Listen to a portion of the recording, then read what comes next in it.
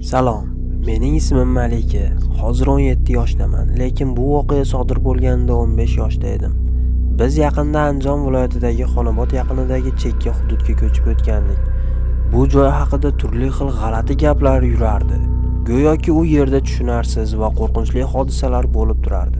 Onam meni oldindan ogohlantirgan edi. Ammo boshimdan o'tgan voqeaga men aniq hali tayyor emas edim. Biz kelganimizda atrofda faqat 4 ta uy bor edi. Ular ham yolg'iz yo'l bo'ylab siyrak joylashgan edi. Tezda joylashib oldik. Bir necha oy tinchgina o'tdi. Keyin esa bir kecha juda g'alati narsani payqadim. Qo'shnimizning iti yo'lning o'rtasida qimirlamay o'tirardi, o'ng tomondagi qorong'ilikka tikilib. Yarim tun edi. U go'yo kimnidir yoki nimanidir kutayotgandek. Ba'zan u past, qo'rquvli ovoz bilan xurardi. Bir necha kun hech narsa bo'lmadi, ammo bir kecha hammasi o'zgargandek bo'ldi. Soat tungi 1 yoki 2lar edi. Men xonamda serial ko'rib o'tirgandim. Birdan uzoqdan baland qichqiriq eshitildi. Go'yo kimdir yordam so'rayotgandek.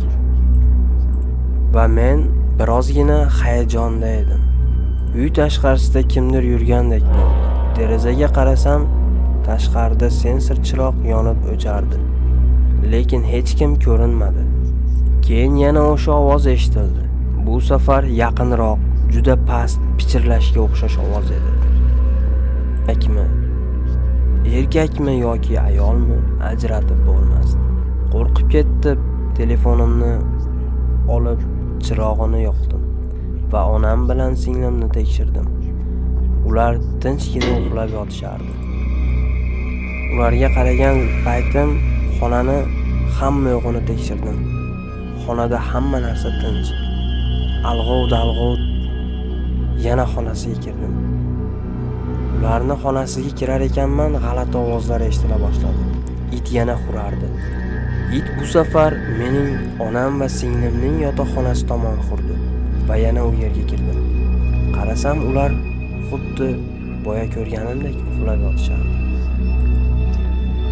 Hammasi yaxshi. Juda ham vahimali, juda ham qo'rqinchli. Bu yerlarda nimalar bo'lyapti? Nima bo'lsa ham bu yerdan tezroq ketish kerak.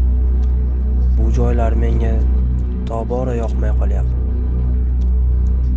Orqa eshik tomon borib itimni ko'rdim. U g'alati ko'rinardi. Qotib qolgan, dumi past, quloqlari orqaga yotgan. Yo'lga tikilib turardi. Qo'shnilar uylarida esa chiroq yo'q. Hech qanday ovoz eshitilmasdi. Men yagona uyg'oq odam edim. O'sha kecha deyarli uxlamadim. Sen qayoqqa, nimaga qarayapsan? Men uni ko'rmayapman. Va men u kecha hech ham uxlay olmadim. Tong otdi va onamning oldiga bordim. Unga barcha bo'lgan voqeani aytdim. Men kechasi dahshatli hodisalarga guvoh bo'lyapman. Bu nima bo'lishi mumkin? Har xil ovozlar va itlarning har kimga xurayotgani va har xil ovozni eshitdim.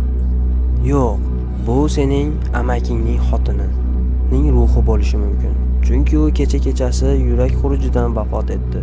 Sen ko'rayotgan narsa uning darbadar ruhi bo'lishi mumkin.